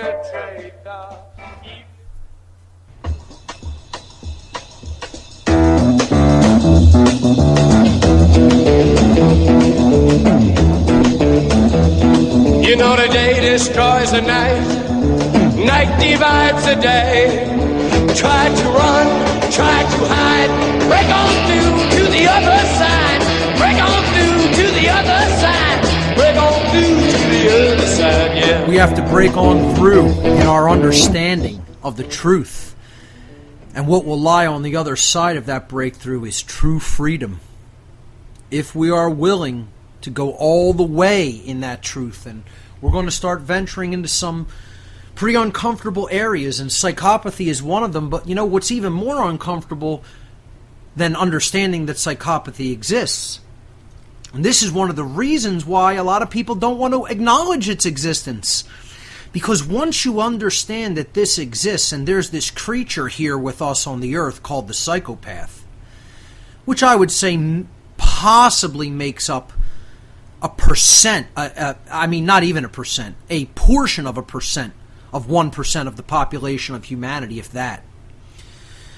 Once you understand that that condition exists, what you have to do is wrestle with a profound implication. And that is, why does it exist? How was this condition created? Because if it's here with us, there has to be a reason it's here. Something had to make it. Something had to create it and put the psychopath here on Earth with us. So what did that? What is the origin of this seemingly insane condition? Yeah, these are insane people. But I'm saying that the actual idea of it seems crazy and insane to even contemplate that something like this could even exist. To those of us who do have normally functioning emotional makeup, a normally functioning emotional makeup. So my next question that I'm going to pose, and people who call in could take a crack at answering this, is what is the origin of psychopathy? And I'm going to look at just 4 potentials, 4 possibilities, because from here I'm not going to claim I absolutely know the truth of this. I'm going to put what I feel is the best explanation of this out there for people's consideration. So look, folks, I'm not going to claim to know the absolute truth when it comes to this. I feel that I have an educated understanding of this condition because I've studied deeply into what it is and all of the possibilities regarding why it may exist. So from here on forward, in many of the next shows that I do, we have to understand I'm going to enter the realm of speculation. You shouldn't take my word as gospel truth. At any time, you really shouldn't. I've said that from day one. The worst thing you could do is believe me on anything. You need to do your own due diligence. You need to do your own homework. You need to do your own research. You need to do your own reading and digging. You need to apply the trivia methodology, a truth discovery methodology that is based in the scientific methodology to come up with an understanding that is accurate. Don't just believe anybody. When you read other works, when you read source works, which we'll be getting into on future shows, we'll be looking at ancient texts. Okay, we'll be looking at interpretations of those ancient texts. We'll be looking at syntheses of all this information. I'll be reading from a lot of texts. You can't just take everything at face value. You have to compare and contrast it. You have to look at a whole wide, eclectic variety of knowledge and compare and contrast it. Weed out logical inconsistencies and come to a logical conclusion by processing that available information. Then maybe we could bring all those pieces to the table and arrive at knowledge and arrive at truth eventually. So, maybe we should call the future shows on What on Earth is Happening, What on Earth very well may have occurred, and that we have to be willing to be open-minded about looking into so that we can come to an understanding about what very well may have occurred here in the ancient past. Maybe that should be the name for upcoming shows on What on Earth is Happening. Because up to this point, I've covered things that are fairly provably true. And I know are taking place. I could state I know that they are taking place. Here, I could say I'm making a best educated hypothesis regarding what occurred here that led to the current human condition. So again, nobody should be taking this as 100% gospel truth. You shouldn't be doing that with any of my work. No one should be doing that with anybody's work. You should always look at it, compare and contrast it, and then come to a conclusion about it after you've processed the information in great depth. That having been said, let's look at 4 possible origins for the condition called psychopathy. Possibility number 1, and I've heard this from a lot of people who I've posed the question to, hey, tell me where you think psychopathy came from. And people will say it's completely natural. This is a natural evolutionary condition. You know what, people? I personally think this is the most dangerous view to take. I personally think that this is the most, and not to just color this first possibility, we have to consider it, okay? Not to just color it negative and evil right on its face. I'm just saying I personally feel that this is the product of a very poisoned worldview when people think, I've heard people say, I think psychopaths are the alpha humans. These are the people who deserve to be in charge and rule the planet. I've actually heard people state that. That's like saying, How I think of myself is that I actually belong in bondage. I belong in slave chains. That's that worldview. It's no different. It's no different than saying, these are the people I believe should be my rulers and slave masters, because they have no emotions and no ability to feel. So somehow nature made that condition and has allowed these people to rule the roost of humanity through absolute ruthlessness, viciousness, and immorality. And somehow that's a right condition that should continue in nature, because my Darwinian religion tells me that that's the quote-unquote natural order. Well, you know what I think of people who think like that? I think they are extensive fools who have bought into a religion called Darwinism, who believe that they are somehow rightfully slaves on this planet, and somehow total absolute lunatics who are mentally ill are somehow in a rightful position of rulership in this world. That's mental illness in and of itself, ladies and gentlemen. So, that's my view on this position, personally. But let's just look at what this position states. That psychopathy is a natural occurrence in nature. It's natural. Nature made us this way. It made a certain subset of humanity this way. That psychopathy is a naturally occurring phenomenon. It's a set of characteristics which developed in humanity, or I should have put down, developed in a subset of humanity, as part of, quote, I should have wrapped this in quote, evolutionary adaptation of our species to certain environmental conditions. And extreme survival circumstances can create psychopathic tendencies. If you're constantly in fight-flight mode and you're unable to leave that condition mentally and psychologically, you can become a secondary psychopath.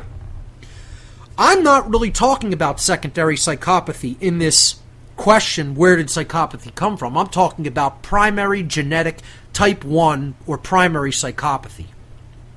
The kind of psychopathy that is created through environmental stressors or conditions is secondary psychopathy, which is reversible. Secondary psychopaths were normally functioning human beings with the ability to feel and empathize at some past point in their lives. And then they lost that due to a traumatic circumstance which they were unable to overcome or escape. Okay? So prolonged fight or flight conditions can create secondary psychopaths. So you could look at it as, did prolonged survival circumstances create a subset of psychopathic people? The reason I don't think that's the case, even though, yes, that's possible, okay, is even after prolonged set of survival conditions is in effect, and it may no longer be in effect, there are still people born with primary psychopathy, genetic psychopathy. So that's why I don't personally think that this explanation or possibility holds much water. There are people who may agree with it, and that's fine. I'm not going to tell you must agree with me, but I don't believe if you apply Occam's razor, in a sense, to this hypothesis, this possibility number one, that it holds up. Personally, that's my take. Okay? Plus, I don't see that as a true evolutionary adaptation. I think true evolution means we're going toward a higher form of existence in consciousness. And true evolution means we're moving into a more moral place in our being, in our consciousness. Not a less moral one, which is what a psychopath certainly is. So people shouldn't look at these as the alpha humans. They should look at them as the absolute last in line when it comes to the evolutionary development of humanity. They are the ones that are leftovers, if anything, from a prior quote-unquote evolutionary lineage. Okay? This is the lowest form of evolutionary life on the totem pole of human form, because it is absolutely not a true human being. It is something that lacks the genuine characteristics of a real human being. Which is why I don't accept possibility number one personally. Once again, I'm throwing it out there as a potential. Okay? And people should seriously entertain it as a notion and really think about it.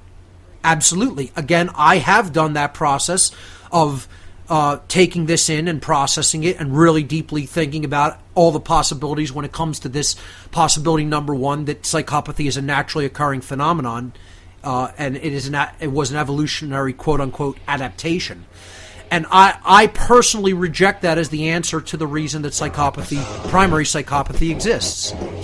So, let's look at this second, third, and fourth possibilities for psychopathy's existence in our world when we come back after this break. You're listening to What on Earth is Happening? Stay with us.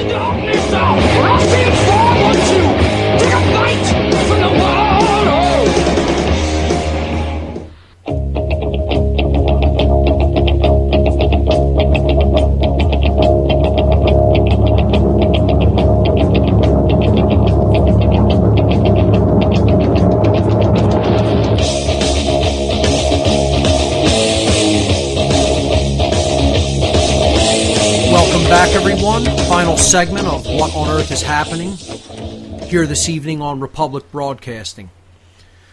I'm going to just briefly outline these other three possibilities, and then I'm going to try to take a few phone calls so as not to leave the callers hanging. I know I wanted to get more calls in, but I'll go over these possibilities next week as well as a review before I get into some new material. Possibility number 2. For the possible origins of psychopathy in humanity. It was created by God. God did it. And psychopaths were put here on the earth alongside human beings as some form of punishment to torment human beings for reasons unknown. The creator of the universe just made this absolute condition of mental illness and lunacy and placed these animals here with us to torment us and eat us and, keep us as their slaves somehow, as some form of punishment for something we don't even understand that we did. I see this also as a very dark worldview, as a poisoned worldview, as a dangerous position to take because it leads one to believe that it's all just predetermined and since God did it, there's nothing you could do to fight it. If anything is disempowering, it's that worldview. I also don't take this position. I look at the two final possibilities that I'm going to propose as really the only sensible or possible ones. And that leads us to possibility number 3 on slide number 8. So we went through slide 6 and 7 as the first two possibilities. Slide number 8, possibility number 3. Human beings did this to ourselves. We created this condition in humanity because in our ancient past we may have arrived at a culture, a civilization of high technology at some point in our ancient past where we developed genetic technology and we performed a form of genetic manipulation upon ourselves or a subset of our species in an attempt to somehow create new capabilities in our species or improve upon our species. But in our inaccuracy in our genetic manipulation, we inadvertently created certain conditions in the human genome, and psychopathy was one of them. So we inadvertently created it ourselves. Now, that's if you believe the worldview that humanity was once a very high civilization, but it kind of forged its own path and was in control of its own destiny. That's not my particular worldview or how I see the ancient past having played out. And I'm going to be getting into why I don't think that this is the case and why the fourth possibility is the one that I most subscribe to for the actual origin of this condition. And that leads us to slide number 9, that it's possibility number 4, that something else did this to us, something other than humanity. In other words, something that was non-human, regardless of what you think that may be or what its nature is. I'm not going to sit here and argue and debate over the nature of what that thing was, that non-human form of intelligence. But essentially, this possibility could be described like this: some other form of intelligence that is decidedly not human created the condition of psychopathy within a subset, at least a subset of humanity, of human beings, either deliberately or inadvertently through some form of genetic modification or manipulation. And to me, this makes the most sense. And I know to some people, they'll say that makes the least bit of sense to them because they won't want to wrestle with the implication of non-human entities having been here upon the earth with us in the ancient past, or even possibly still being among us in the modern day, in the current day, because they don't want to live in that world. They don't want to even concede the possibility that that could be possible. Yet, many, many, many ancient texts talk about this scenario in extensive detail. And yet, scientism and modern interpretations of these texts claim that these are just mythological stories told by crazy people in the ancient world, trying to entertain themselves. You know, I ask people, think of archivists of information. I consider myself an archivist of information. Now, in the modern day, think about how relatively easy that is to do, to preserve and archive data sets. We have digital access. We have access to technology and machines that make that archiving process easy. I offer an archive drive. It's called an ARC for short. Amazing repository of knowledge. 1 terabyte of information on every topic you could possibly imagine under the sun. Okay? To research and study. You don't even have to search the internet. It's all right there on one drive. Really important material.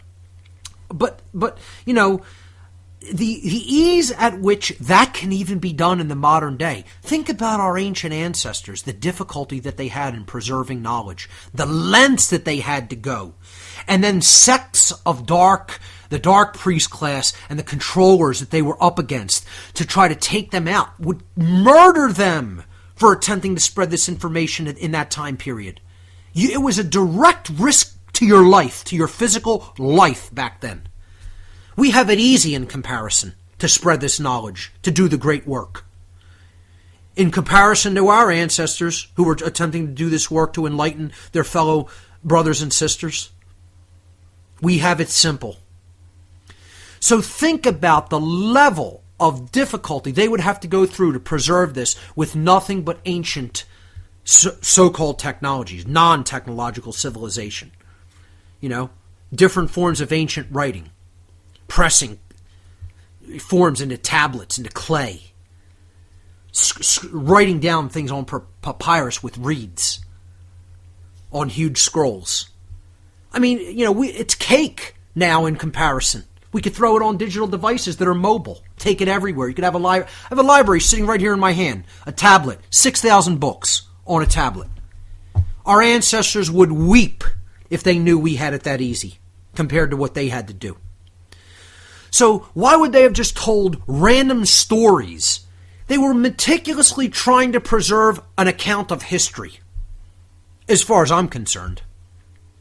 And we'll be getting into those histories in later weeks on this show, starting next week. Let's go to your calls for the last few minutes. I know I didn't allow a lot of time. I apologize for that. Let's talk to Gonzalo in Toronto. Gonzalo, you're live on What on Earth is Happening. Are you with us? Am I coming through clearly? Yes, there you go. We don't have a lot of time. Okay, I'd just like to say thanks for the show, first of all. Sure. And my question to you would be, in terms of psychopathy, when did you come across it? Because, funnily enough, I see even some musicians and other people integrating their encounters with psychopaths and pushing it off in their art. Yeah, I've probably been studying it for the greater part of 20 years of my life now. So I've been aware of it for the larger part of 2 decades, and have studied it in different capacities, from a spiritual perspective, from scientific intellectual perspective in the sense of psychology and neuroscience, etc. And also looking at its origins, or attempting to delve into the explanation for its origins over probably the last decade of my life. So it's been a long journey and a long study for me, and most people haven't even begun a study of this. Most people are maybe not most, but many people are still in denial of its existence, let alone having started an actual rigorous study of it. And that needs to change.